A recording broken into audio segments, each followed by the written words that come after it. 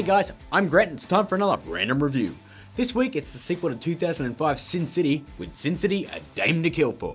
Let me just start by saying I'm a huge fan of the original film. Back in 2005 it knocked my socks off with its striking visuals, impressive cast, it was hard-hitting film noir at its most decadent and gratuitous. Now it wasn't a huge hit, but a sequel was announced, and we all began waiting for A Dame to Kill For. And waited. And waited. And waited.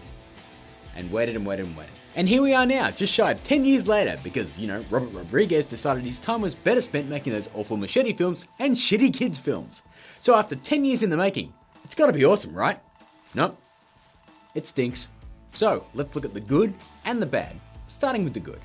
The visuals are just as cool as they were in the first one. Hyper stylized all to hell of course, with colour once again used sparingly to great effect. The cast is impressive once again, the standouts being Mickey Rourke, Joseph Gordon-Levitt, Eva Green and Powers Booth, with all four turning in stellar performances. Unfortunately, that's just about where the good ends. The biggest sin that A Dame to Kill For commits is that it's just not as good as Sin City. The stories featured in the film just aren't anywhere near as compelling. The titular Dame to Kill For is almost boring in parts. I swear that Eva Green's boobs were the only thing holding my attention at this part. Joseph Gordon-Levitt's Card Shark story is the most compelling, but it's still just okay in a sea of mediocrity. To make matters worse, right as you're getting into his story, they cut to the next story. As I mentioned before, Mickey Rourke returns as Marv, and as great as he was in the first film with his simple revenge plot, he feels really shoehorned into every story in this one. Remember how much loved Captain Jack Sparrow was in the first Pirates movie? You're like, he's great. But in the fourth one, they really overused him and he lost his charm. Same thing here. Too much Marv is a bad thing.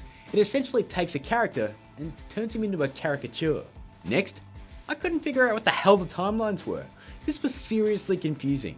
I know the Dame to Kill For story happens first in the Sin City timeline, but Nancy's story happens after Hartigan's death. So if she gets all those scars in that story and Marv is still alive, that makes Marv's hard goodbye from the first film happen after this film. So what the hell happened to Nancy's scars in that movie? You see what I mean? Jessica Alba, she's still a mediocre actress, and her segment is the worst of all, really. The no nudity clause in her contract makes for the worst strip club scenes ever.